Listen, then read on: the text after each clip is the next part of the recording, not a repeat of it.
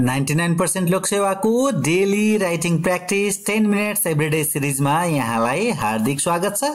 यस सिरिजमा हरेक दिन बेलुका ठीक 8 बजे हामी खरिदार, नासु र अधिकृत लक्षित रिटर्न प्रश्नोत्तरहरूको चर्चा गर्छौं। यही क्रममा आज हामी प्रश्न नम्बर 13 मा पुगेका छौं।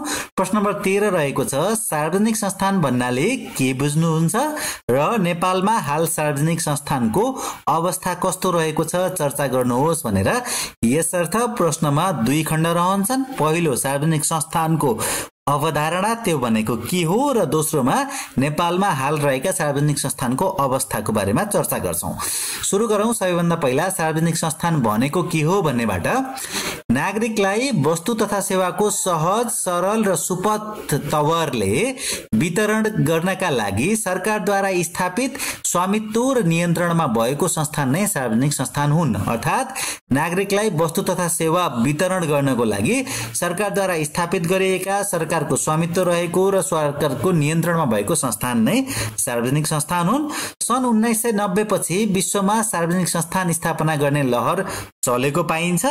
निजी क्षेत्रको विकासको प्रारम्भिक अवस्थामा विकास गतिविधिमा निजी क्षेत्रको न्यून उपस्थिति रहेको कारण, त्यस्तै गरी राष्ट्रिय उद्योग धन्दा विकास गर्नुपर्ने आवश्यकताका कारण र राजनैतिक, खास गरी रणनैतिक क्षेत्रमा, राजनैतिक होइन रणनैतिक क्षेत्रमा राज्यको उपस्थिति सशक्त बनाउनु पर्ने कारणले गर्दा सार्वजनिक संस्थान स्थापना गर्नेका आधार तयार भएको हो भनेर यो भन्न सक्यौं। र यही लहरको आधारमा नेपालमा पनि विक्रम सम्वत 1993 देखि सार्वजनिक संस्थानको सुरुवात भएको हो। पछिल्लो समयमा सार्वजनिक संस्थान भन्दा पनि निजीकरणमा जोड दिइए तापनि निजी क्षेत्रको लगानी कमै मात्र आकर्षित हुने तर राज्यले महत्त्वपूर्ण भूमिका निर्वाह गर्नै पर्ने क्षेत्रमा सार्वजनिक संस्थानको स्थापना यद्यपि सान्दर्भिक रहेको चाहिँ पाइन्छ नै।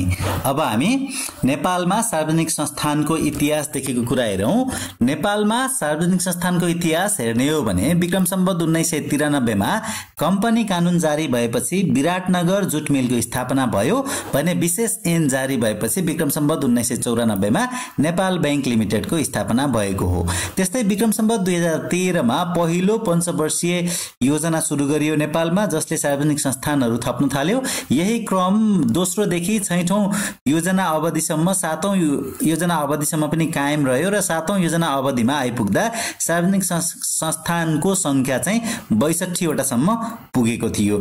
पनि पञ्चायतको पुनर्बहाली पश्चात नेपालमा 2048 सालपछि उदार आर्थिक नीति अर्थात् खुला बजार नीति अवलम्बन गरियो। फलस्वरूप निजीकरणले स्थान पायो र हाल 30 वटा आएको रहेछ। हाल 31 वटा सार्वजनिक संस्थानहरू निजीकरण गरिसकिएको छ। 31 वटा सार्वजनिक संस्थानहरू निजीकरण भए 2048 सालको उदार आर्थिक नीति आइसकेपछि, अर्थात् खुला बजार नीति आइसकेपछि संस्थानको शेयर पुँजीमा 50% भन्दा बढी शेयर संस्था रहेको या 50% भन्दा बढी शेयर रहेपछि मात्रै त्यो चाहिँ सार्वजनिक संस्थान रहने नेपाल सरकारको भन्ने आधारमा चाहिँ हाल 44 वटा सार्वजनिक संस्थानहरू अस्तित्वमा रहेका छन् भने 42 वटा संस्थान चाहिँ सञ्चालनमा रहेका छन् 44 वटा मध्ये।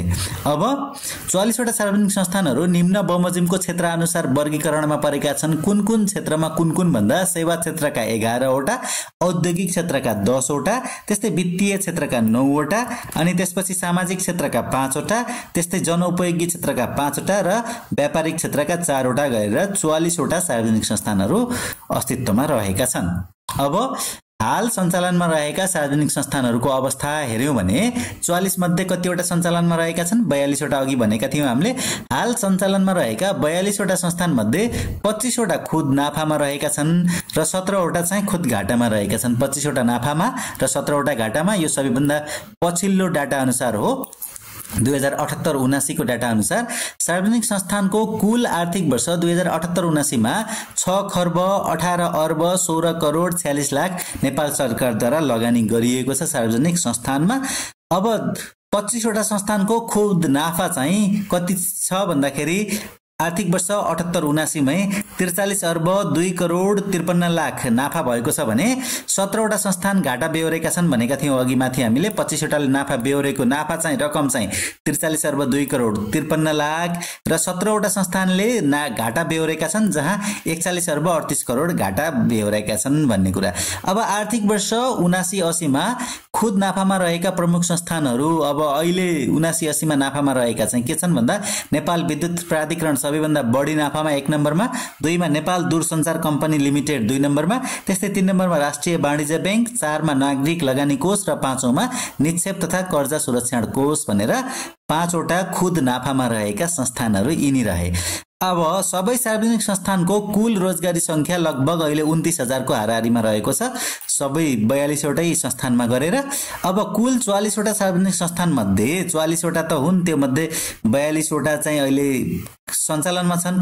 ती मध्ये 21 वटा सार्वजनिक संस्थानले चाहिँ आर्थिक वर्ष 2078-79 सम्मकै लेखा परीक्षण गरिसकेका छन्। 21 वटाले चाहिँ अहिलेसम्मको सबै लेखा परीक्षण गरेका छन् भने बाँकीले कहिले 1-2 वर्ष, कहिले 3-4 वर्ष, कहिले 5-6 वर्षसम्म पुरानो लेखा परीक्षण नगरेको स्थिति चाहिँ छ।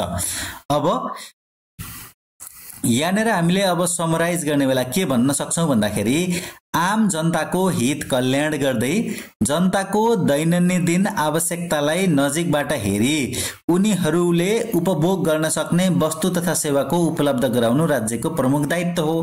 अब समराइज गर्ने बेला अत भनिसकेपछि हामीले जनताको हित कल्याण गर्दै जनताको दैनन्दिन आवश्यकतालाई नजिकबाट हेरी उनीहरूको उपभोग गर्न सक्ने वस्तु तथा सेवाको उपलब्ध गराउनु राज्यको प्रमुख दायित्व हो। पहिलो स्टेटमेन्ट, नेपालको संविधानमा समाजवादमा आधारित राज्यको अर्थ संरचना प्रणाली महसुस गरिएको छ।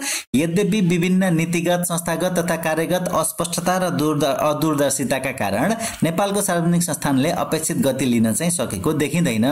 अब सार्वजनिक संस्थामा रहेका विद्यमान समस्याका विषयमा अध्ययन, अनुसन्धान र सुधारका विभिन्न विधिहरू मार्फत नयाँ तवरले संस्थानको व्यवस्थापन गरेमा पक्कै पनि समस्याहरू समाधान भई सुधार हुने र देशले समृद्धिको काँचुली फेर्ने कुरामा पूर्ण विश्वास गर्न सकिन्छ भनेर यसरी यहाँनिर ल्याएर आजको प्रश्न र उत्तरहरू यहाँ सकायौं। यतिन्जेल हेरेर र सुनेर साथ दिनुभयो यहाँहरू सम्पूर्णलाई धेरै धेरै धन्यवाद।